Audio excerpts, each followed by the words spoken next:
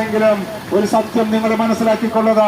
ആകാശത്തെയും ഭൂമിയെയും സൃഷ്ടിച്ച സർവചരാചരങ്ങളെയും ചരാചരങ്ങളെയും സൃഷ്ടിച്ച ആ അത്യുന്നതനായ ദൈവം, സർവശക്തനായ ദൈവം, പരമപരിശുദ്ധനായ ദൈവം മനുഷ്യന്റെ രൂപത്തില് ഭൂമിയിലേക്ക് ഇറങ്ങി വന്ന് നമ്മുടെ രൂപം സ്വീകരിച്ചുകൊണ്ട് പാപമില്ലാത്തവനായി കുരിശിൽ തറയ്ക്കപ്പെട്ട് ഈശോ ആ കുരിശിലേക്ക് നമ്മുടെ എല്ലാ വേദനകളും പ്രയാസങ്ങളും സങ്കടങ്ങളും പാപങ്ങളും എല്ലാ അവസ്ഥകളും ഏറ്റെടുത്തുകൊണ്ട് എന്റെ മകനെ, എന്റെ മകളെ, ഞാൻ നിന്നെ സ്വതന്ത്രയാക്കിയിരിക്കുന്നു, ഞാൻ നിന്നെ വെറുതെ വിട്ടിരിക്കുന്നു എന്ന് പറഞ്ഞുകൊണ്ട് പാപത്തിന്റെയും ശാപത്തിന്റെയും ബന്ധനങ്ങളുടെയും അവസ്ഥകളിൽ നിന്ന് നമ്മെ രക്ഷിച്ച ആ യേശുക്രിസ്തുവിൽ വിശ്വസിക്കുക.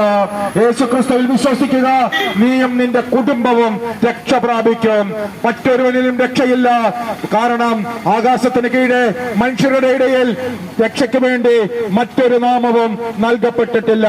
ആ യേശുക്രിസ്തുവിന്റെ നാമത്തില് വിശ്വസിച്ചുകൊണ്ട്, യേശുക്രിസ്തുവിന്റെ നാമം ഹൃദയത്തിൽ ഏറ്റുപറഞ്ഞുകൊണ്ട്, യേശുവേ എന്നോടും എന്റെ കുടുംബത്തോടും കരുണയായിരിക്കണമേ, ദയായിരിക്കണമേ, എന്നെ രക്ഷിക്കണമേ എന്ന് ഹൃദയത്തിന്റെ ഉള്ളിൽ നിന്ന് പറയുമ്പോൾ രക്ഷിക്കാനായിട്ട് കരം കുറുകിപ്പോയിട്ടില്ലാത്ത, കാതുകൾക്ക് മാന്ദ്യം സംഭവിച്ചിട്ടില്ലാത്ത ആ രക്ഷകനായ ദൈവം, രക്ഷകനായ ഈശോ നമ്മുടെ ജീവിതങ്ങളിലേക്ക് കടന്നു വരും.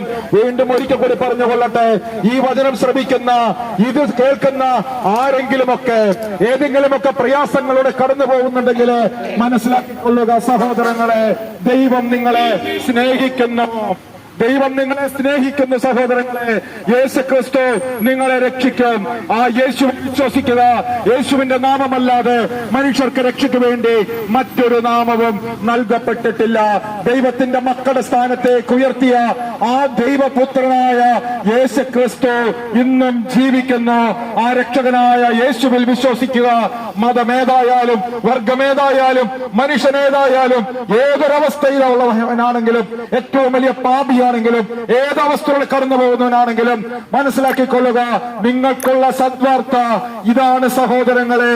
ദൈവം നിങ്ങളെ സ്നേഹിക്കുന്നു. ആ ദൈവം പരിശുദ്ധനായിരിക്കുന്നത് പോലെ നിങ്ങളും പരിശുദ്ധരാകാൻ വിളിക്കപ്പെട്ടിരിക്കുന്നു.